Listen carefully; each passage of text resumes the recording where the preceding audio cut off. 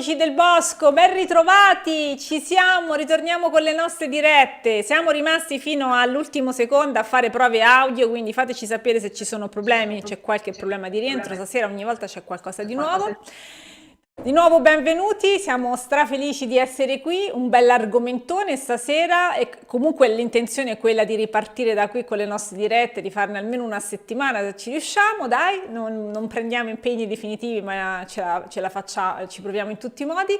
Stasera parliamo di un tema importante che apre la nuova stagione, diciamo autunnale, perché parliamo di riscaldamento naturale, naturalmente riscaldamento naturale, parliamo di stufe a pirolisi, parliamo di accumulo, parliamo di irraggiamento. Non so se queste parole vi sono familiari quando si parla appunto del metodo per cui riscaldarci, ma questa sera tutto questo lo approfondiamo insieme ad Axel Berberic. Buonasera Axel! Buonasera, ciao a tutti.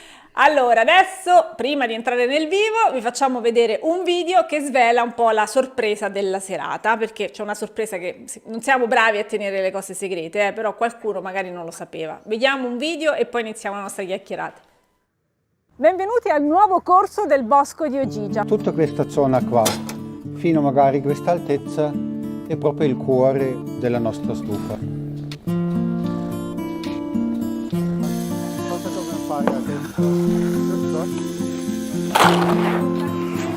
Sono nel laboratorio di Axel Berberic. Quasi tutti sono così, oppure iniziato a fare le stufe per il fatto che non poteva permettermi una stufa. Allora ho fatto la prima e ormai sono più di 20 anni fa. Abbiamo deciso insieme ad Axel di realizzare un corso per spiegare dall'A alla Z come si può realizzare in proprio una stufa. Il corso alla fine è nato dalla grande richiesta, insegnare come si fa una stufa e di dare proprio l'informazione come si può fare in un modo che funziona bene, che inquina poco e un riscaldamento naturale. Per capire meglio cosa è questo tipo di combustione particolare, a pirolisi, cosa sono delle stufe ad accumulo. Se noi sentiamo oggi pirolisi si crea tanto confusione. Una pietra che si scalda fino a 100 gradi rilascia un calore che corrisponde più o meno all'intensità del sole autunnale. Come riuscire a riscaldarci meglio in maniera più naturale e anche risparmiando, essendo anche molto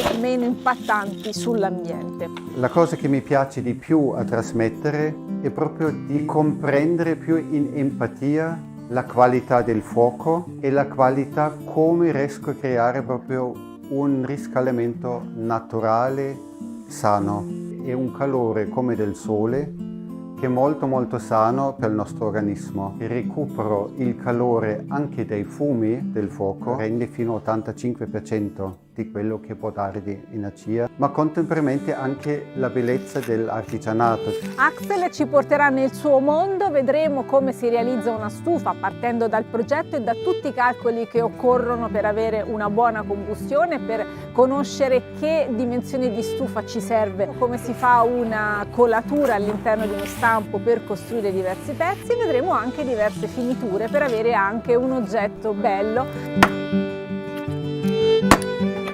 Tendenzialmente mi piace sempre proprio di approfondire dalla base come mai scegliere certi materiali, che cosa si intende davvero di accumulo, di irraggiamento. Non ci sono solo video lezioni, come nelle altre tappe metteremo a vostra disposizione anche dei materiali scritti, una sintesi dei contenuti del corso, anche delle schede pratiche e dei progetti per poi mettere in pratica le vostre stufe. Tutto quello che serve per poter costruirsi una stufa. Iscrivetevi al nostro corso, imparerete a realizzare delle bellissime stufe come Axel, quindi iscrivetevi ora! Ci vediamo al corso!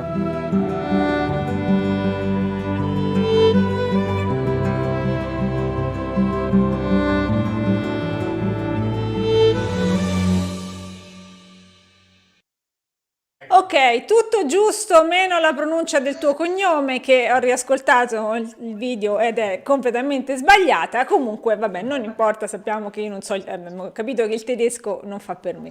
Allora, a parte questo, allora, noi siamo andati a trovare Axel ormai un anno fa, quasi, sì, credo esattamente un anno fa, abbiamo fatto dei video con lui, vi abbiamo raccontato il suo lavoro all'interno del laboratorio, le sue stufe, anche i suoi bellissimi pannelli che riscaldano sempre per il irraggiamento, e quei video hanno avuto un successo veramente grandissimo. Allora abbiamo pensato che potesse essere utile un videocorso. In questo anno ci abbiamo lavorato e questa sera insomma ve lo presentiamo. E poi tutte le informazioni, i dettagli sul corso ve le linka nella chat Filippo, troverete tutto in descrizione, e quindi insomma ecco, se volete approfondire ci sono anche delle lezioni gratuite, andate però più tardi, perché adesso per un'oretta siamo noi qui a chiacchierare, facciamo un sacco di domande ad Axel, aspettiamo le vostre domande, siete tantissimi, quindi questo mi fa grande piacere, è un numero di presenze importante, lo vedete anche dal numero di saluti che stanno arrivando nella chat, e quindi vi chiedo anche da dove ci state scrivendo, da dove ci state seguendo, mi interessa capire un po' se abbiamo un po' il panorama di tutta Italia o se ci sono delle zone dove questo tema è più sentito.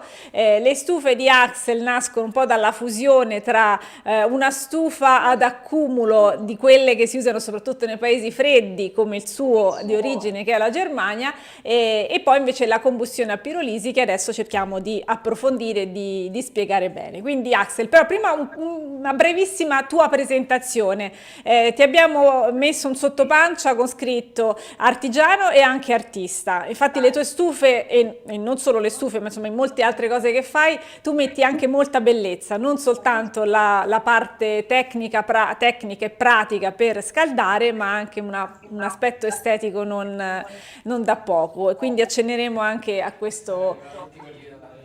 Ecco, stanno arrivando tutte le città, fantastico, Milano, Palermo, ok, Pesaro, Parma, mi pare Rimini, Roma, ecco, Trento, ok, Trentino, fantastico. Allora vedo che le presenze sono un po' distribuite in tutto il paese. Va bene, allora un'autopresentazione, insomma, tu come ti sei avvicinato al mondo delle stufe e quanta esperienza hai maturato in questo campo?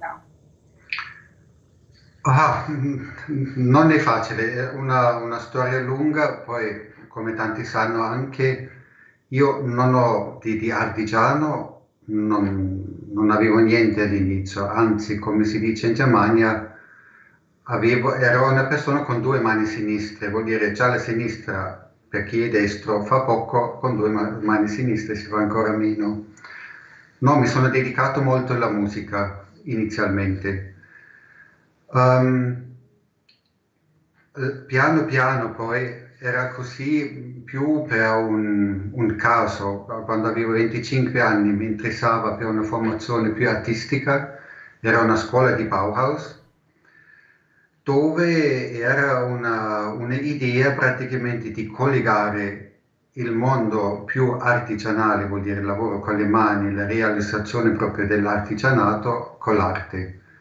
Qua non voglio entrare neanche troppo nel dettaglio, comunque c'era un bel approccio filosofico anche dietro, filosofico molto, molto pratico, perché si interessava proprio all'epoca, erano gli anni 30, 20-30 del secolo scorso, si interessava proprio di entrare nella socialità, nella società, e di dare uno sviluppo, una possibilità di crescere. A me interessava molto il lato spirituale, se si può dire così, filosofico, e più o meno per caso c'era tutto il lavoro artigianale. Erano 4 lavoratori in questo anno che è passato, era lavoro col metallo, lavoro col vetro, lavoro col legno e tessile, che stranamente quello che faccio meno mi è piaciuto anche di più, proprio tutto il mondo di strutture, di intrecci, eccetera. Quello che mi è piaciuto comunque tanto era il lavoro col metallo, e nel lavoro col metallo serve il fuoco. Perché il ferro, ad esempio, si deve scaldare per poter formare, modellare col rame in un modo simile, non è come col ferro, però senza il fuoco non funziona niente. Ho conosciuto in questa epoca un vecchio fabbro, ormai era proprio bello in pensione, e mi ha insegnato un po' del suo mestiere, della sua esperienza, e quello che mi ha affascinato di più era il suo racconto che quando loro lavorano in 10-15 persone in un'officina, c'era proprio una persona che si dedicava al fuoco, che il fuoco è proprio giusto per la lavorazione, per non distruggere il ferro, eccetera, e mi ha insegnato a leggere la qualità, purezza del fuoco. Poi, come la vita è sempre per caso, si potrebbe dire quando si è giovane anche sempre più un caso, dopo si mettono le cose belle insieme, avevo bisogno di una stufa e come ho già raccontato alcune volte non avevo soldi a pagare qualcuno, perché anche l'epoca comunque costava tanto. E così, chiesto in giro, in Germania comunque, soprattutto in Campania, c'è molta tradizione, c'è il mestiere molto diffuso e ho trovato 2 o 3 persone che mi hanno dato una mano. E questo insieme, praticamente più la bellezza di leggere un fuoco, di comprendere il fuoco, di integrare anche le idee di purezza, poi dopo anche nell'approccio sociale nella vita, fare un paragone tra la purezza oppure una sincerità, si potrebbe dire così, di approccio nel mondo sociale e di leggere in un fuoco una purezza, praticamente il fuoco può essere più pulita, meno pulita, con più scarti, meno scarti. E questo insieme mi ha dato il fascino alla fine proprio di continuare di fare questi lavori. Poi si vede adesso anche la fiamma è proprio particolarmente pura nel senso è quasi trasparente, dove non c'è più fumo in mezzo. Se fosse adesso molto, si direbbe va bene, ci sono poche emissioni, però alla fine quello che mi piace di più è proprio di sapere c'è il contesto molto più ampio. Questa foto ad esempio è favoloso a vederla così, queste sfumature. Sì, qua certamente anche si può perdere, potrei parlare solo un'ora Della, di questi della contesti. fiamma, va bene. Sì. Comunque è un tema che anche nel corso hai approfondito, magari prima della fine di farsi una stufa bella, molto efficiente, cioè che riesce a darci il massimo del calore con il minimo del combustibile che le mettiamo a disposizione, quindi ottimizzare al massimo il combustibile che le diamo. Magari si possono utilizzare anche degli scarti, questo è un altro tema interessante. Comunque adesso non voglio mettere, sono tutti temi che cercheremo di approfondire durante la serata. L'autocostruzione di una stufa è una cosa complessa? Che tipo di esperienza di base dobbiamo avere? Si può imparare, insomma, con un po' di attenzione, un po' di studio? Sì, la cosa più importante è di voler fare subito la cosa più difficile. Se si inizia certamente con dei progetti molto viziosi, ci sono certamente dei limiti, forse anche dei pericoli dentro, fino a un certo punto. Chi inizia con dei progetti semplici non è per nulla una magia, è una logica da seguire, certe regole da seguire. Vuol dire sì, si può fare tranquillamente. Adesso tecnicamente è sicuramente fattibile. Ok. Adesso l'ho vista la domanda, rispondiamo tra un pochino perché prima dobbiamo spiegare cos'è intanto la pirolisi, dobbiamo spiegare cos'è una stufa d'accumulo perché è questo, diciamo, l'oggetto che vorremmo realizzare, mettendo insieme due cose diverse. Allora, una è una combustione particolare. Cos'è la combustione a pirolisi? Mediante Uh, pirolisi. Magari torno un attimo indietro, Sì. perché ripeto un attimo quello, nel nostro argomento, ci sono proprio due principi. Uno è il principio dell'accumulo e l'altro la combustione. L'accumulo vuol dire intanto è un corpo, una stufa che non scalda principalmente tramite la fiamma, scalda principalmente tramite il suo corpo scaldato. Vuol dire la massa, la pietra, se si può dire così, della stufa, che tradizionalmente si scaldava tramite il fuoco oppure il caldo dei fumi. Però si può fare in altri modi. Poi la pirolisi, se la prendiamo così, oppure la combustione tramite pirolisi sarebbe più corretto, è una possibilità di diverse possibilità di fare un fuoco. In questo caso è un approccio più artificiale, non nel senso negativo, nel senso che si interviene nella spontaneità di un fuoco per regolare bene la quantità di ossigeno che serve per accendere il gas prodotto col calore. Vuol dire più perfetto il rapporto tra aria barra ossigeno e il gas che esce dal legno scaldato, più perfetto il rapporto, più pulita la fiamma. Ok. Allora, stanno arrivando altre domande, quindi comunque, allora adesso abbiamo capito l'accumulo, cioè che addosso come magari può accadere quando c'è un camino, quindi non abbiamo questa fiamma che è fin troppo calda, che magari ci scalda soltanto un lato e ci lascia il gelo alle spalle, ma abbiamo questa massa che si riscalda gradualmente, accumula tanto calore in base alle calorie che si sono prodotte con la combustione e quelle calorie vengono rilasciate lentamente. Questo sistema di accumulo, che è abbastanza tipico nei paesi del nord, nei paesi dell'est Europa dove fa più freddo che in Italia, anche al nord Italia c'è una bella tradizione di questo tipo di stufe, tu l'hai unito anche con questa combustione mediante pirolisi, che è una combustione particolarmente pulita ed efficiente perché riesce a usare tutto il combustibile quasi fino all'ultima particella, insomma, rimangono pochissimi residui. Sì, praticamente la pirolisi, oppure diciamo così prima, se io faccio un fuoco, faccio il fuoco in una stufa qualsiasi, di solito non riesco a recuperare tutta l'energia che si libera nel fuoco, perché A, il fuoco non brucia perfettamente, c'è mancanza di ossigeno, ci sono delle turbolenze dentro che fanno, sì, che rendono la combustione meno pulita, meno perfetta. In più, di solito, sappiamo tutti, escono i fumi ancora abbastanza caldi nella maggior parte delle stufe, soprattutto le stufe tradizionali, il camino, la stufa economica, eccetera, eccetera. Spesso il fumo esce con anche 500 gradi. Vuol dire, come vediamo la foto adesso, che la fiamma stessa avrà circa 1000 gradi.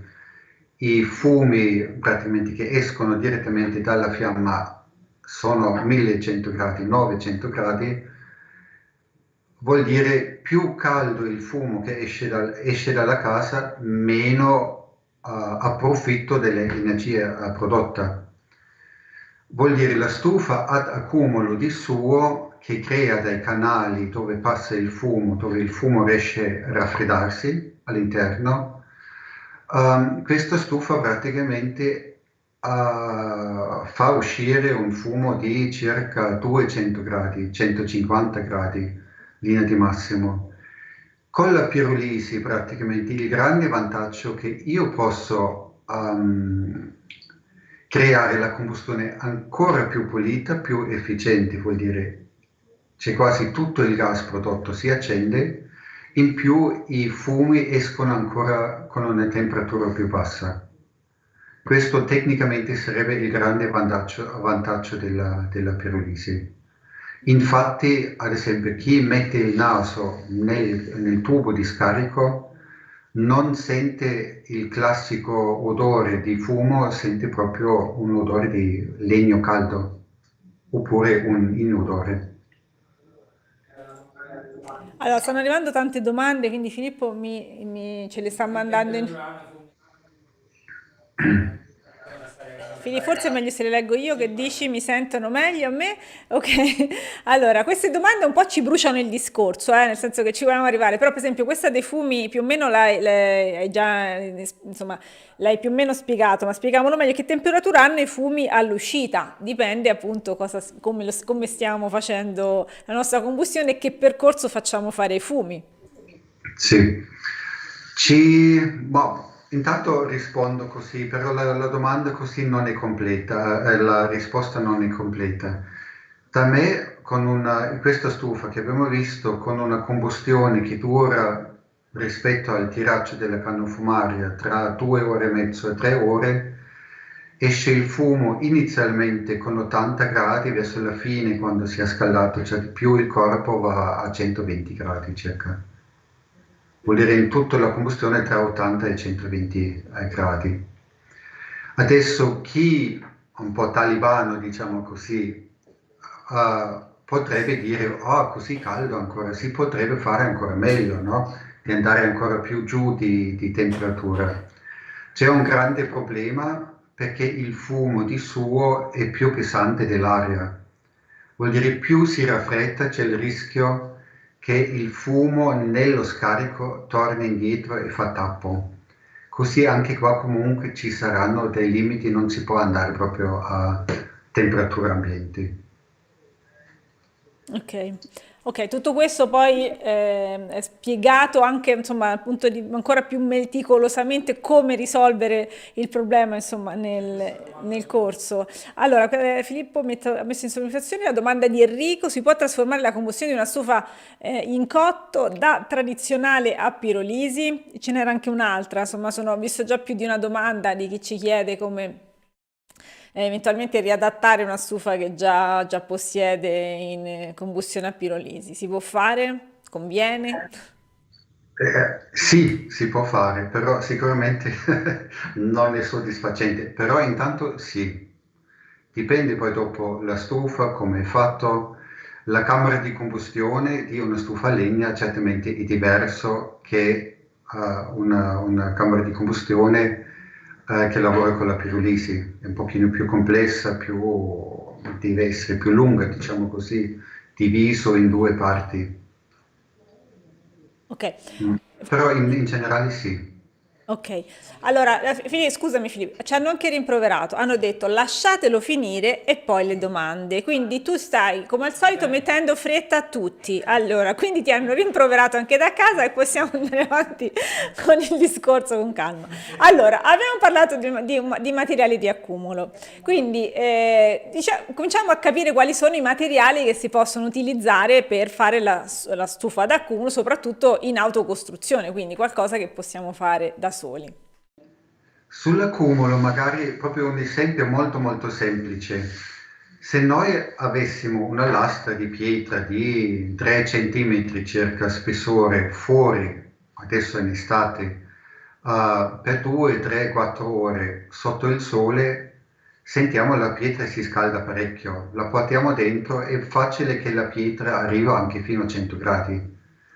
E probabilmente possiamo approfittare del caldo di questa pietra anche per 1 ora, anche 2 ore potrebbe essere, certamente piano piano si raffredda.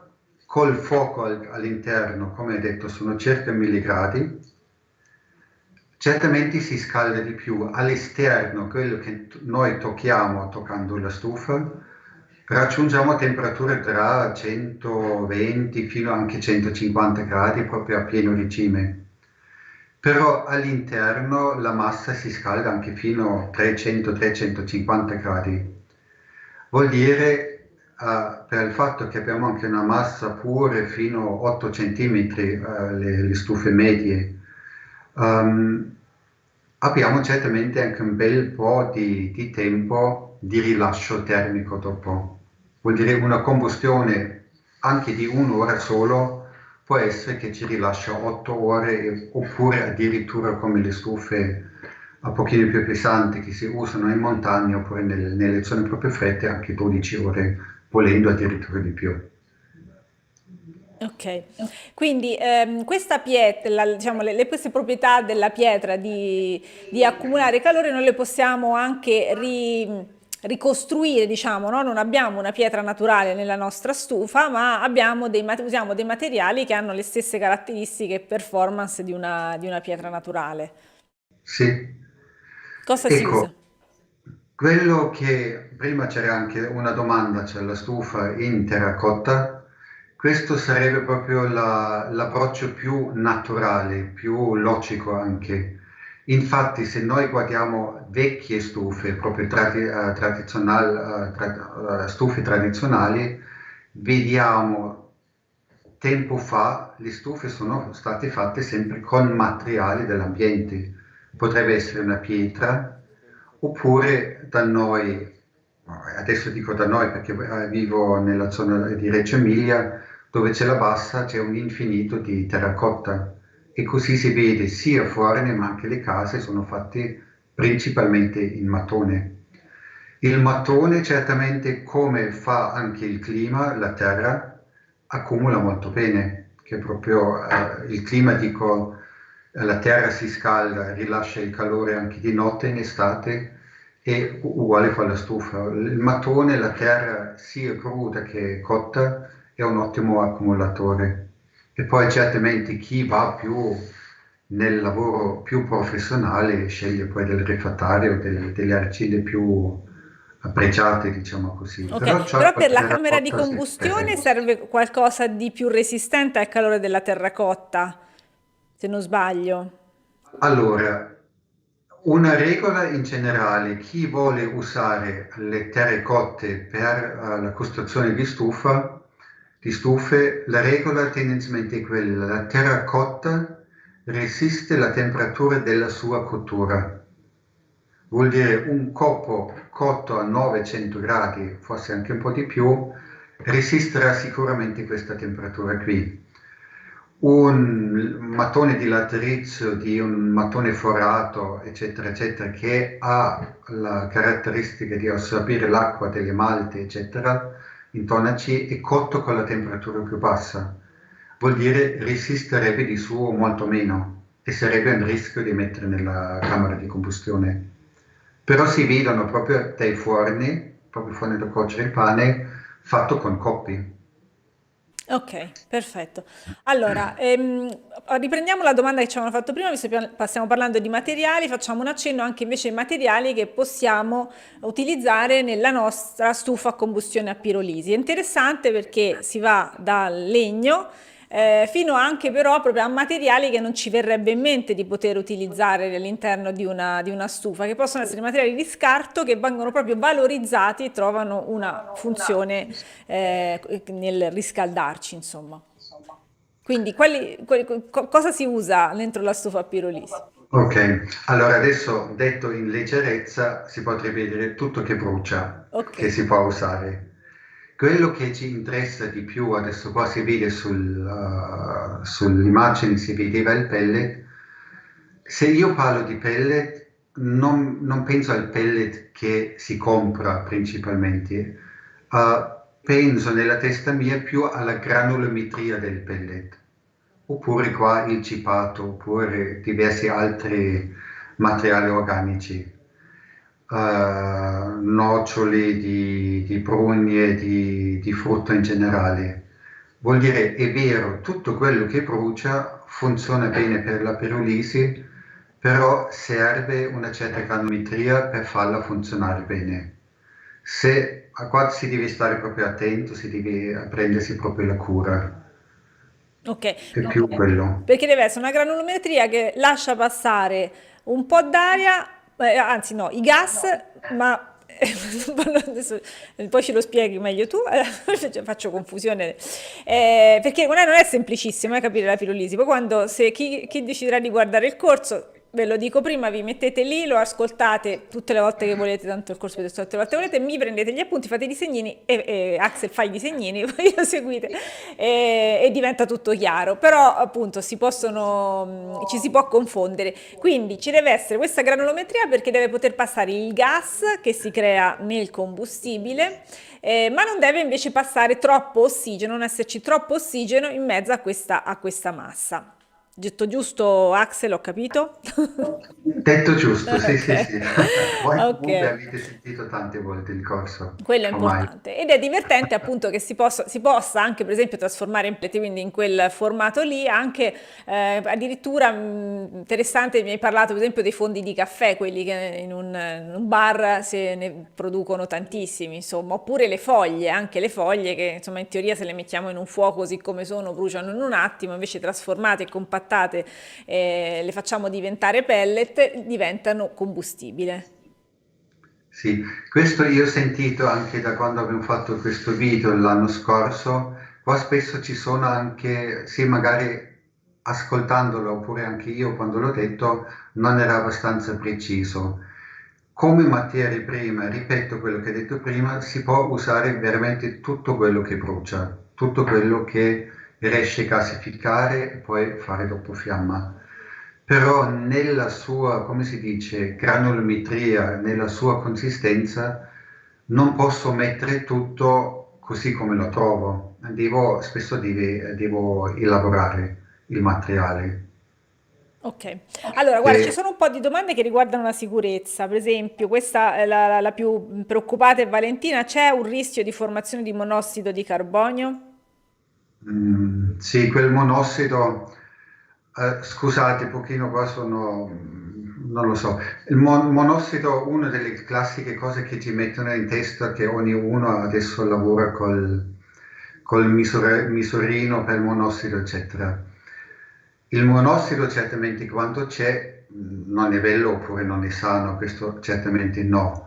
Però finché abbiamo una stufa normale con uno sportello, eccetera, e se c'è tiraccio, non può crearsi, no, si può creare del monossido, però non ci entra in casa, esce fuori dalla canna fumaria.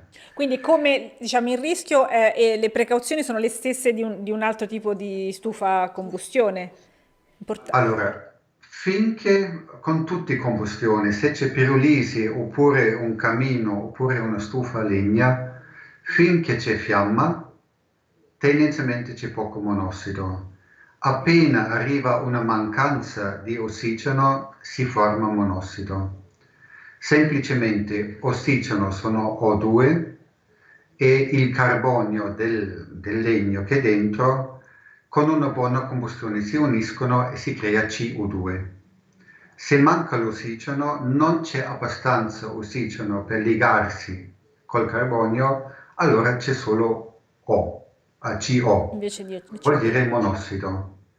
Il problema molto più grande del monossido, e questo secondo me è utile a dire, come detto appena, il monossido si forma principalmente in mancanza di ossigeno.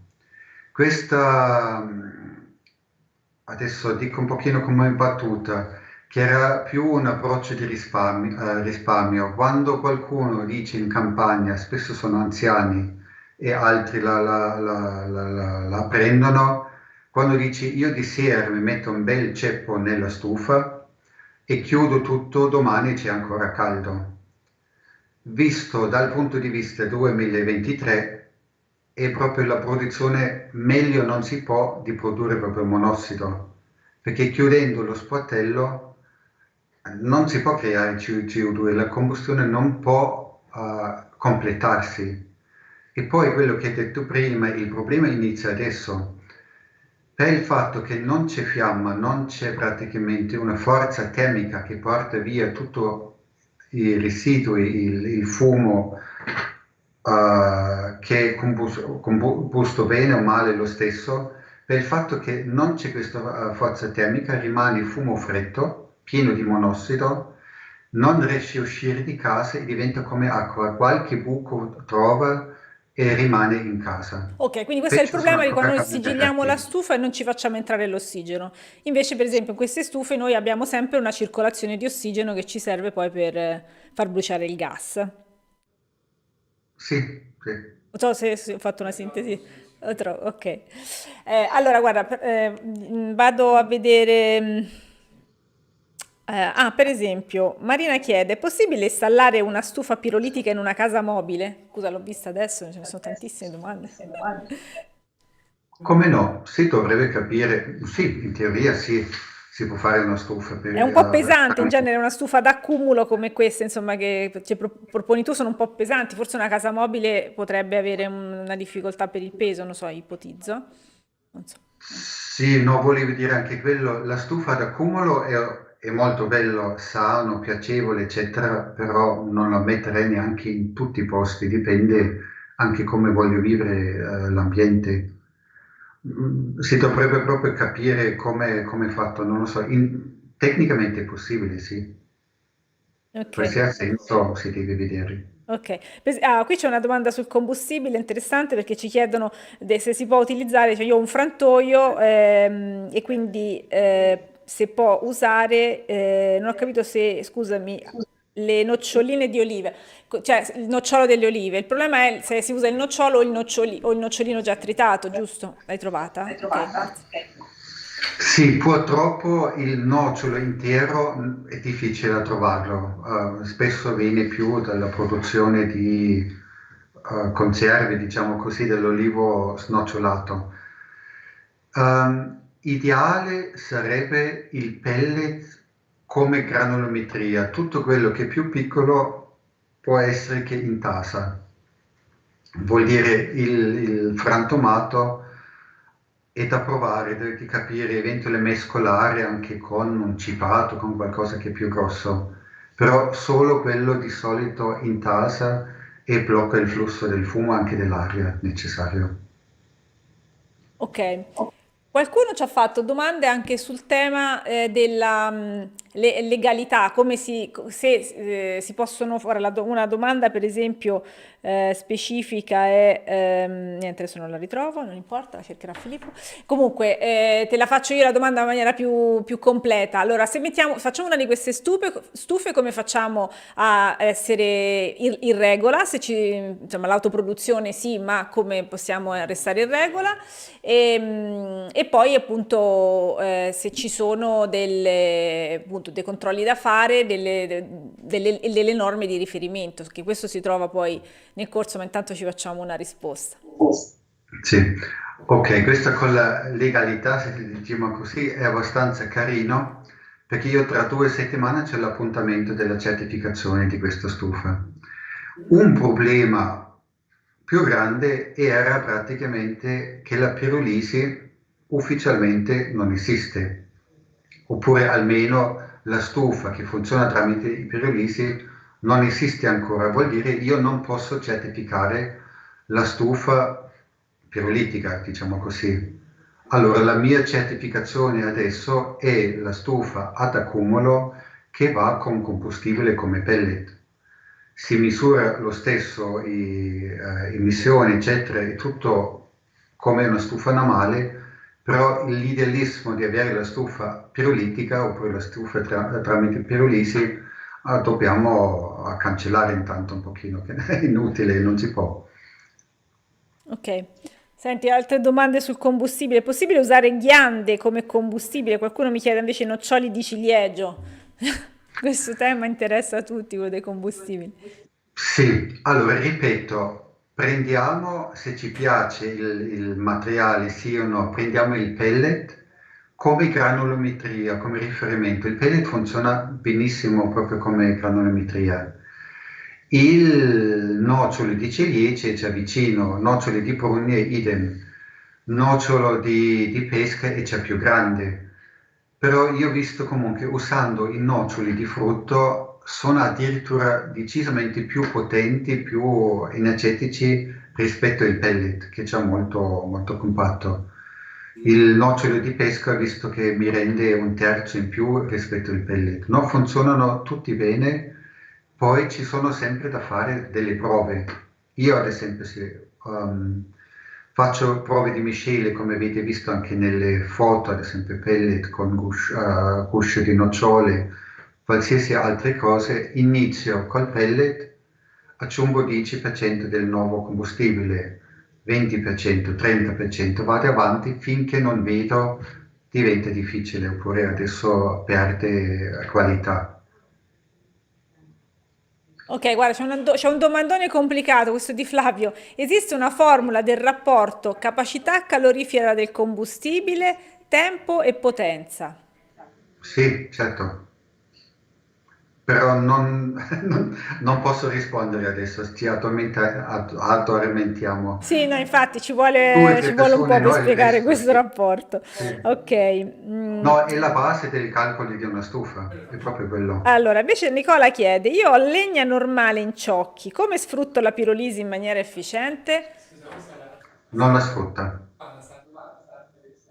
Allora, scusa Axel, ti ho fatto una domanda, ma nel frattempo ho sempre Filippo che mi parla sopra e che mi ha detto che c'è un foglio Excel che abbiamo inserito nel corso Ok. interattivo dove si può rispondere a questa domanda. Quindi non solo che Axel ci insegna a fare i calcoli, che non si può spiegare però in 10 minuti, e però poi c'è anche un foglio che fa i calcoli per noi una volta capito il meccanismo. Ok. Allora, ne approfitto, visto che siamo in fase promo, per dire che il corso che è uscito proprio ufficialmente oggi sarà in promozione fino al 5 di ottobre, quindi c'è mega sconto fino al 5 ottobre del 34% se non sbaglio. Quindi...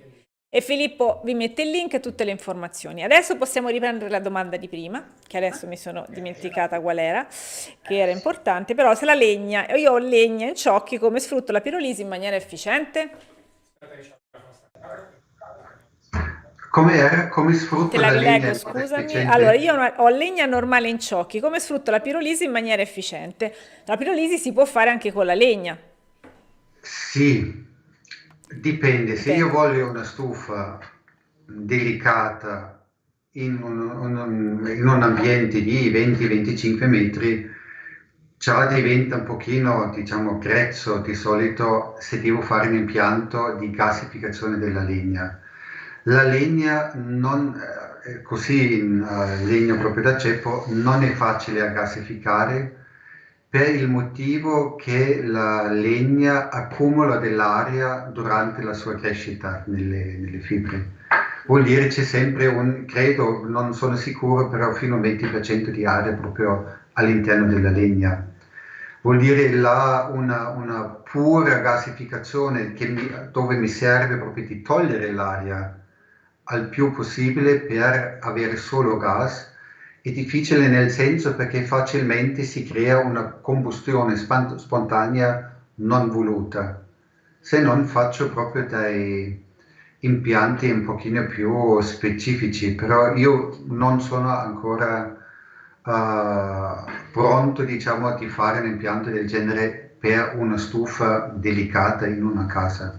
Sono più impianti che si potrebbe usare per caldaie, eccetera, oppure sì, in altri modi, Ok. come li conosco io adesso. Ok, senti, una cosa importante, poi riprendiamo con le domande che stanno nascendo, perché Però tu posso fai aggiungere un tantissimi... attimo? Come? Mi senti? Aggiungo un Sì, attimo vai. una sola legna, perché non deve essere per forza pirolisi. La pirolisi è un processo naturale che è anche la base di una combustione spontanea della legna.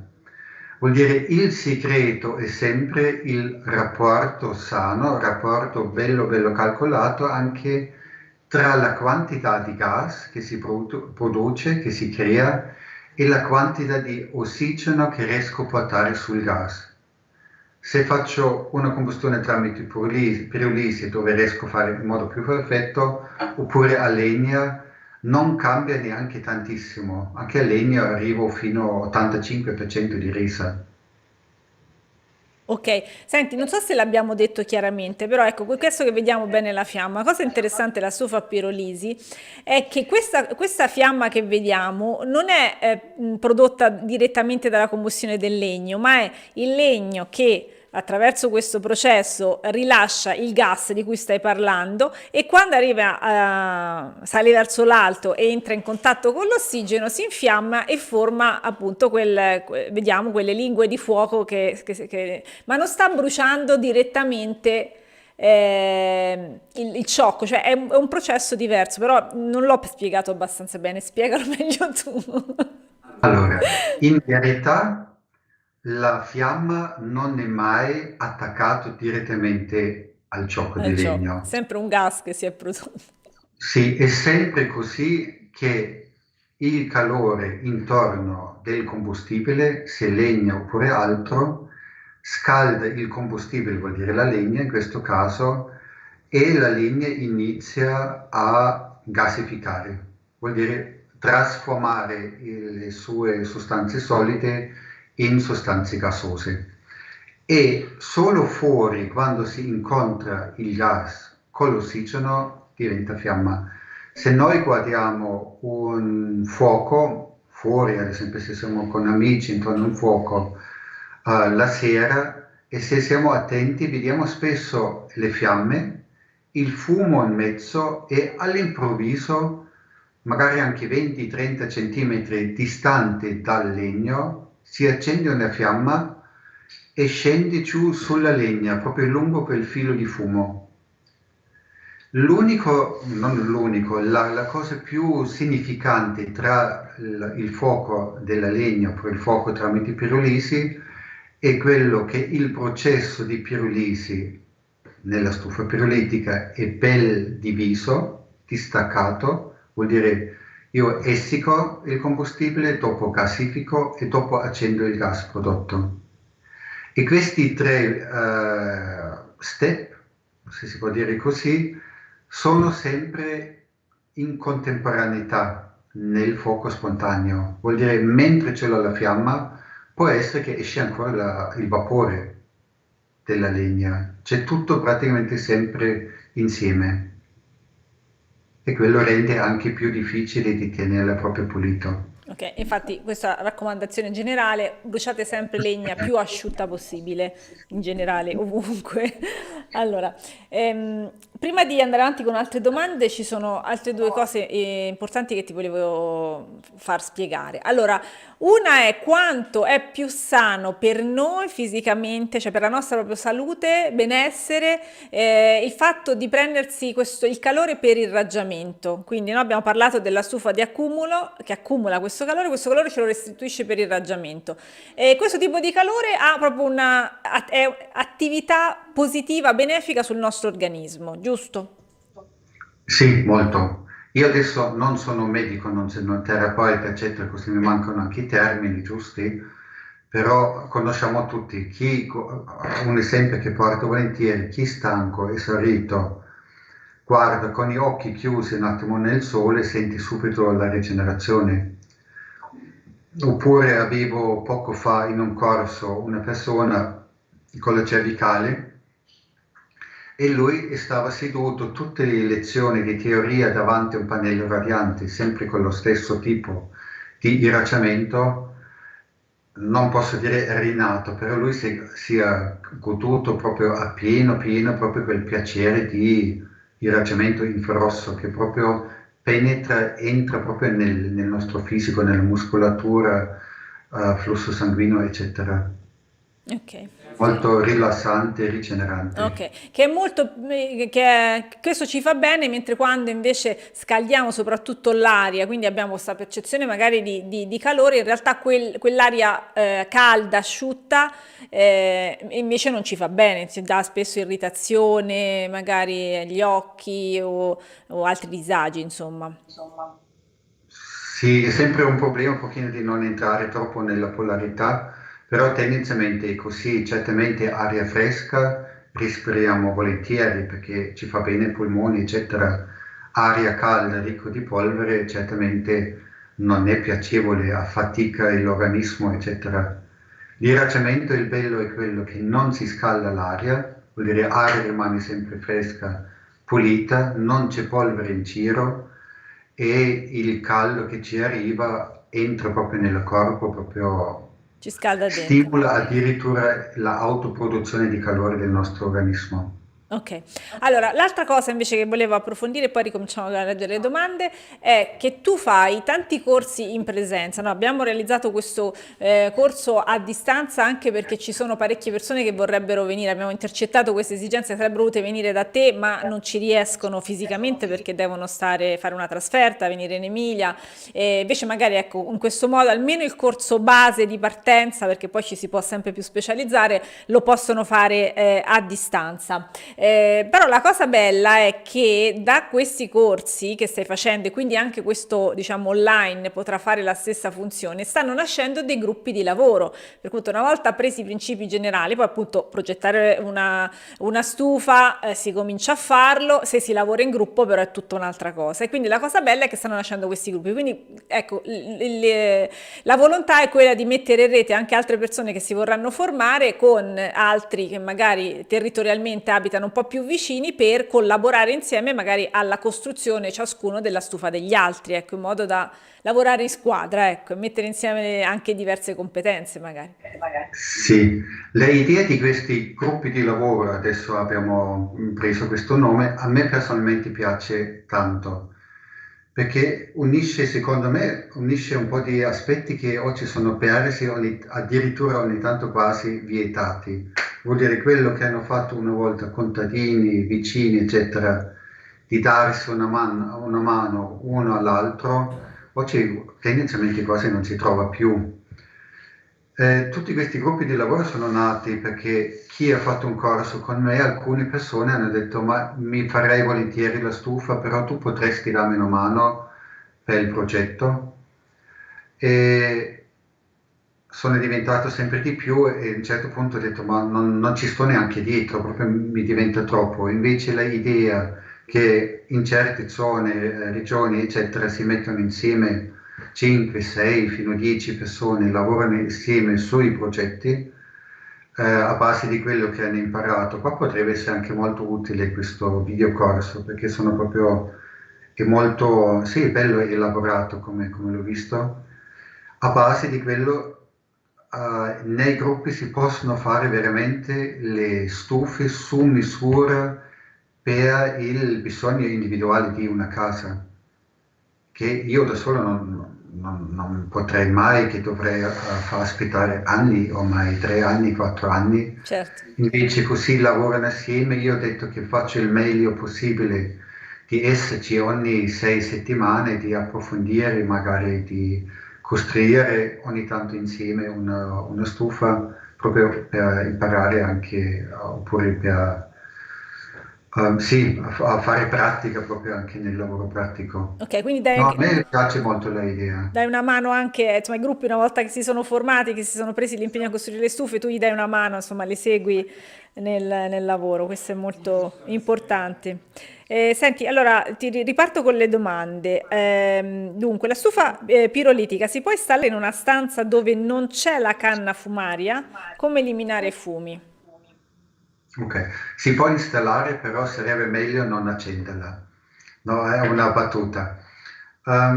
No, allora, tecnicamente serve comunque minimo uno sfogo verso l'esterno, perché comunque la pirulisi può essere tutta pulita, perfetta, eccetera, però comunque consuma ossigeno dell'ambiente e emette, se va tutto bene, bene, CO2. Io non sono uno di quello che dice CO2 è il nostro nuovo nemico. CO2 è decisamente un indicatore per una buona combustione. Se la combustione è perfetta, completa, esce CO2, non può essere diversamente. Però per noi esseri umani non è sano, ci viene il mal di testa, ci viene tutto. Vuol dire uno sfogo nell'esterno serve. E poi per essere in regola per legge serve una canna fumaria Ok, quindi se per volete adesso. stare in regola la canna fumare ci deve essere, ma comunque anche per la sicurezza in generale. Senti, che differenza c'è tra una stufa pirolitica e una rocket stove? È questa, eh? Perfetto, anche Filippo ci stava preparando questa domanda. Allora, la rocket stove comunque una combustione spontanea di un certo tipo, di una certa tecnica molto efficace, però non c'entra nulla con quello che parliamo noi adesso di pirolisi. Ok, è una cosa diversa. Senti, invece c'è il La, nostro la amico... pirolisi è Vai. proprio un intervento artificiale nel processo di combustione, proprio di dividere i processi. La rocket stove non lo fa. Ok. Senti, allora rispondiamo al nostro amico Cristiano che che è un grande fan del biochar, però mi sa che lo deludiamo stavolta perché lo scarto della stufa a pirolisi può essere il biochar, però in realtà si può portare avanti la combustione fino a un punto in cui bruciamo anche quello, trasformiamo anche quello, giusto? Allora, per avere proprio una visione un pochino pratica, se io scaldo 25 metri quadri in una zona da me abbastanza fredda e una vallata dove c'è poco sole in inverno, eccetera, scaldo con 3 kg di pellet 25 metri quadri proprio bene bene e stempero gli ambienti intorno. Mi rimane dopo, se non intervengo, di tenermi il biochar perché dovrei spegnere in questo caso nell'impianto mio, mi rimangono massimo 2 cucchiai di cenere, solo la sostanza minerale, non c'è un carboncino. Vuol dire un impianto così mi interessa molto di più a scaldare la casa perché sono delle quantità molto piccole. Se mi interessa il biochar, pensare a altri impianti oppure dove si riesce a intervenire molto più facilmente. Se io mi immagino la mia compagna dovrebbe in ogni combustione alzarsi, mettersi la sveglia, correre per spegnere la combustione, la stufa non sarebbe mai acceso quando io non ci sono, credo proprio, è anche scomodo. Certo. È molto interessante con altri impianti il biochar, certamente. Bisogna capire invece come valorizzare, ma questo è un altro discorso che apriremo in un'altra occasione, come valorizzare invece il calore che si produce durante la combustione per fare il biochar, che invece è un sottoprodotto molto prezioso che si potrebbe utilizzare diversamente. Allora, una domanda da Facebook, Filippo, mi avevi fatto vedere, però non me la devi far rivedere. Ok, allora il budget iniziale per costruire una stufa. C'è un calcolo di questo? Allora, dipende dalla dimensione, certamente, più grande, più costa il materiale. Comunque, se adesso non ce l'ho proprio presente, però si arriva su circa 2.000 euro comunque, 1.500, 2.000 Di con i materiale, materiali ok. più, mm? Di materiale, I soltanto di materiali più materiale. pregiati. Scusa. Scusami, solo di materiale, 2000 euro di partenza per i materiali che vanno acquistati. Dove c'è lo sportello, certamente l'impianto di pirolisi è anche più complesso, allora ci serve più metallo, è un pochino più complessa. Comunque, e questo sono materiali pregiati, un granile di refrattario di alta qualità, eccetera. Però si arriva più o meno a quello. Logicamente se si riesce poi appunto con l'autocostruzione, appunto un gruppo di lavoro, si abbattono almeno i costi della manodopera. Phil, se mi parli sopra, io le ho già viste tutte, fammi vedere. Allora, che diametro dovrà avere il tubo che collegherà, poi Filippo me ne toglie, che è il tubo che collegherà alla canna fumaria? Diametro del Allora, tubo. sempre questo non si può dare una risposta generalizzata perché dipende quanto grande è la stufa. Tendenzialmente sono diametri abbastanza piccoli, la mia che comunque c'è la combustione più lunga, io faccio 2 ore e mezzo, allora il diametro diventa già più piccolo, comunque vado con un 10-8 centimetri diametro. Ok, Però allora più vado verso stufa ad accumulo tradizionale, anche con la pirolisi, sotto un 15 probabilmente non posso andare. Vuol dire un'ora solo di combustione, sono più corposi, più grandi, più volume di fumo. Ok, allora guarda, c'è una serie di domande molto di base, insomma, che se non abbiamo ancora chiarito è bene che chiariamo. Allora, come funziona in pratica? La carico, l'accendo con l'alcol, perché abbiamo visto un'immagine dove lo facevi con l'alcol, brucia per quanto tempo? Ok, questa è una scelta, adesso parlo della mia stufa. Ok, Si carica, comunque è sempre la stessa quantità di combustibile, se io faccio un'ora di combustione, 2 oppure 3, è sempre la stessa quantità perché mi garantisce l'energia che mi serve per scaldare la stufa. Accendo dall'alto, si può usare alcol, si può usare anche, come si chiama, le diavoline, si può farsi qualcosa anche con la cera, che dipende. Alcol molto comodo, non da spruzzare dalla bottiglia, da versare con una tazzina di caffè sopra, così non c'è neanche il rischio di fare qualche danno oppure altro. Si accende l'alcol, l'alcol riscalda il pellet sotto di sé, piano piano il calore della fiamma dell'alcol scalda il pellet oppure quello che è cipato finché non esce il fumo o il gas del pellet. Questo gas entra nella fiamma dell'alcol e così tiene in vita la fiamma. Piano piano si crea una prima crosta di carboncino, diciamo così, e praticamente l'ossigeno non riesce più a entrare nel caricatore del pellet o del cipato. Così continua verso il basso con un calore non tantissimo elevato, intorno di 400 gradi sarà, scende piano piano, sempre strato per strato, centimetro per centimetro, questa fase di gasificazione finché non è esaurito tutto. Da me dipende al tiraccio, sono tra 2 ore e mezzo, 3 ore. Una volta esaurito tutto, è veramente esaurito tutto, non rimane un carboncino, rimane solo la sostanza che non riesce a gasificare, vuol dire sostanza minerale. Si chiude tutto sportello, eccetera, eccetera, e la stufa rilascia ancora minimo altre 6 ore di calore. E poi si ricomincia tutto da capo. Ok, così abbiamo risposto anche ad un'altra domanda che ci chiedevano appunto se dopo una volta accesa si può alimentare o bisogna lasciarla spegnere. La seconda, si fa un ciclo completo, tanto Sì, abbiamo accumulato il calore, quindi quando si è spento completamente il primo carico di combustibile possiamo farne uno nuovo e la stufa non si è mai raffreddata, insomma, in questo percorso. sì.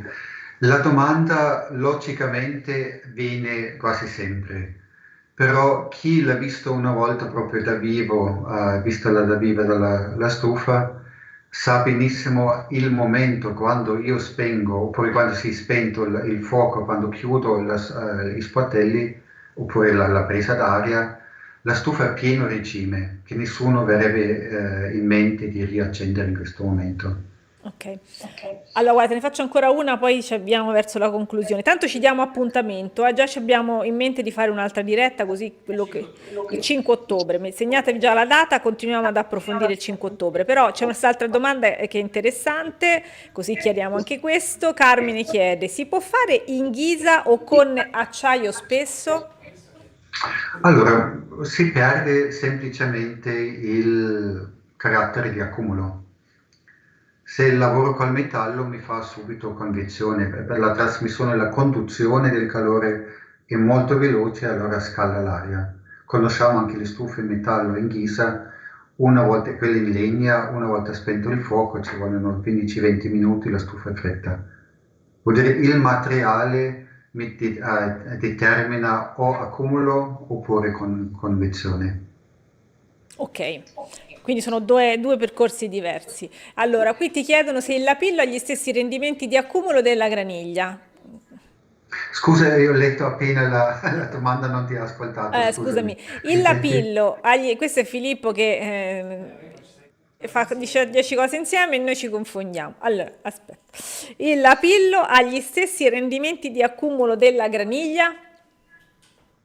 Della granile refrattaria non uguale, però non è un problema perché se ad esempio accumula un po' meno posso lavorare con lo spessore. La maggior parte è così. Se il materiale ha meno accumulo conduce di più, vuol dire con uno spessore di 5 cm parete, stufa ad esempio, quello di graniglia di refrattario oppure anche pietrolare ad esempio, accumulano molto e ci vuole poco tempo a raffreddare e la temperatura rimane più bassa. Se uso un mattone normale, un mattone cotto pieno, oppure il lapillo, conducono un po' di più, vuol dire si raffredda prima, la temperatura più alta, più elevata, allora posso fare invece 5 cm, 6 cm e il risultato alla fine è uguale. Era già troppo tecnico No, come risposta? no, no, va Comunque si bene. compensa, non è un problema se cambia, basta che resista la temperatura e può funzionare, tutto il resto si adatta. Ok, no, sì, è arrivata adesso, ci abbiamo verso la conclusione ufficialmente, comunque abbiamo detto il 5 ottobre ci rivediamo con Axel, se nel frattempo vi siete visti il corso potete chiedere chiarimenti, se arrivano le domande, perché poi vi ricordo una cosa importante che anche il corso è interattivo, cioè potete fare delle domande e Axel vi risponde se avete dei dubbi, dategli solo qualche giorno per farlo, non potrà rispondere in tempo reale perché ha un sacco di impegni e appuntamenti, ma risponderà alle domande. Quindi diciamo che il corso si arricchirà anche di questi chiarimenti nel tempo, però utilizziamo anche le dirette, ne faremo appunto una il 5 ottobre per rispondere anche appunto alle domande che si sono create mano a mano che avete cominciato ad approfondire. Se comunque volete ancora altre informazioni, noi siamo qui e Axel risponde alle vostre domande. C'è una persona che ci ha scritto una cosa che ci fa capire che forse non è chiarissimo il foglio di presentazione del corso. Non ci sono due corsi diversi perché si vedono forse due prezzi diversi, ma dipende dal metodo di pagamento che lo fa pagare o in dollari o in euro, giusto? Per questo, ok, qui si vedono due cifre diverse, semplicemente una in dollari, una in euro, perché se si paga con PayPal, non mi ricordo Filippo, questa poi la cosa ve l'andate a vedere. Ok, se pagano con PayPal pagano in euro o in dollari? In dollari, ok, se pagate con PayPal ve la convertono in dollari, questa è la differenza. Il corso è uno solo ed è in promozione, importantissimo, fino al 5 di ottobre e dopo quello il prezzo promozione diciamo non torna più, quindi dopo costerà di più acquistarlo se volete, insomma, però avete anche un po' di tempo, per intero costa 90 euro, avete tempo, scusami, anche per vedervi delle lezioni gratuite, per insomma lavorarci un po' dentro, studiarci un po' se vi piace. Ci sono delle lezioni che si possono vedere nel frattempo. Ok? Va bene, io penso che un po' di informazioni, diciamo, in questo mondo le abbiamo date. Per qualcuno era la prima volta, ho letto anche un messaggio, la prima volta sento parlare di stufa pirolitica, quindi per qualcuno magari era veramente un'apertura a una forma diversa di riscaldamento, un'opportunità diversa di riscaldamento interessante, per qualcun altro invece magari ha già in mente di farsela e voleva proprio delle risposte pratiche. Comunque, io vi ringrazio tantissimo perché eravate tantissimi stasera, ci rivediamo tra una settimana, in realtà noi abbiamo già in programma anche la diretta di giovedì prossimo, ci sarà Carlo Cappelletti e parliamo di orti, quindi torniamo al nostro argomento core, ma anche il riscaldamento sta diventando un tema e l'energia, insomma, stanno diventando dei temi che seguiamo con attenzione. E Axel, mi raccomando, fallo anche tu un invito ad iscriversi al tuo corso, fai una No, promozione, ma posso dire autopromozione. davvero, non solo per fare pubblicità, no, io ho visto praticamente, noi abbiamo fatto adesso ogni 2 settimane un corso, che non mi annoio neanche di fare tutte le volte di nuovo il corso, mi piace anche, però ho visto comunque con questo videocorso, io ho parlato anche, lavorato parecchio anche con Filippo, ci siamo sentiti, abbiamo fatto le tabelle, eccetera, che alla fine ho detto anch'io, ma che bella tabella che aiuta davvero proprio di poter a facilitare il lavoro. Ad esempio, chi si fa praticamente, chi potrebbe studiare già un pochino, anche solo ascoltare, perché comunque c'è una bella informazione, intanto senza avere subito mal di testa di tutti i calcoli. Chi iniziasse già un pochino di studiare quello, è molto più facile dopo di proporre anche dei corsi che vanno più nel dettaglio, come la modifica di un camino aperto, la modifica di una stufa da cucinare. Adesso con questa enorme richiesta sulla stufa periolitica, eccetera, non mi rimane neanche il tempo Tempo, di esatto. dare la possibilità di fare altro. Ok, quindi diamo questa opportunità ad Axel di fare corsi avanzati perché ha tantissime altre cose da insegnare. Tra l'altro anche sul tema delle finiture, abbiamo visto un po' di immagini perché poi le stufe possono diventare un oggetto bellissimo di arredamento che danno proprio valore alla casa, valore estetico e su questo Axel è preparatissimo, quindi magari potete eventualmente approfondire le rifiniture che lui sa fare, insomma, per le stufe, ma non solo per le stufe, quindi potete fare, insomma, divertirvi, insomma, farvi insegnare a fare questo tipo di lavori che sono veramente interessanti. Quindi, ecco, magari con un po' di videocorsi, Axel guadagna qualche weekend per fare corsi avanzati su altre materie, insomma, eccoci. Va bene. Allora, prima di, vi salutiamo, però chiudiamo con di nuovo il trailer che spiega insomma i contenuti del corso, dove io pronuncio male il cognome di Axel, che invece è Axel Berberich. Bravissima. Bravissima, Sì, vedi, ecco, prenotata. lo dico male. Ci vediamo dentro al corso e ci vediamo anche giovedì prossimo. Ciao a tutti, buonanotte Axel. Ciao, buonasera a tutti. Benvenuti al nuovo corso del Bosco di Ogygia. Tutta questa zona qua, fino magari a questa altezza, è proprio il cuore della nostra stufa. Cosa dobbiamo fare adesso? Sono nel laboratorio di Axel Berberich. Quasi tutti sono così, oppure iniziato a fare le stufe per il fatto che non poteva permettermi una stufa. Allora ho fatto la prima e ormai sono più di 20 anni fa. Abbiamo deciso insieme ad Axel di realizzare un corso per spiegare dall'A alla Z come si può realizzare in proprio una stufa. Il corso alla fine è nato dalla grande richiesta, insegnare come si fa una stufa e di dare proprio l'informazione come si può fare in un modo che funziona bene, che inquina poco e un riscaldamento naturale. Per capire meglio cosa è questo tipo di combustione particolare, a pirolisi, cosa sono delle stufe ad accumulo. Se noi sentiamo oggi pirolisi si crea tanto confusione. Una pietra che si scalda fino a 100 gradi rilascia un calore che corrisponde più o meno all'intensità del sole autunnale. Come riuscire a riscaldarci meglio in maniera più naturale e anche risparmiando, essendo anche molto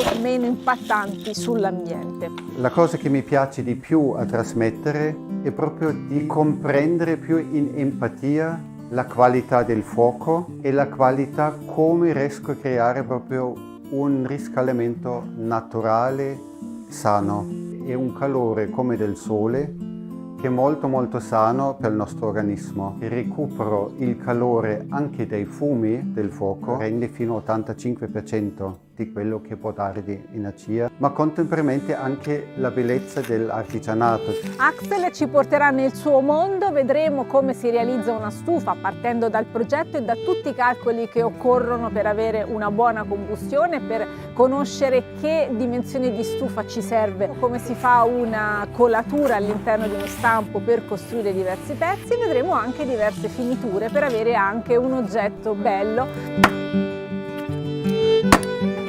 Tendenzialmente mi piace sempre proprio di approfondire dalla base come mai scegliere certi materiali, che cosa si intende davvero di accumulo, di irraggiamento. Non ci sono solo video lezioni, come nelle altre tappe metteremo a vostra disposizione anche dei materiali scritti, una sintesi dei contenuti del corso, anche delle schede pratiche e dei progetti per poi mettere in pratica le vostre stufe. Tutto quello che serve per poter costruirsi una stufa. Iscrivetevi al nostro corso, imparerete a realizzare delle bellissime stufe come Axel, quindi iscrivetevi ora! Ci vediamo al corso!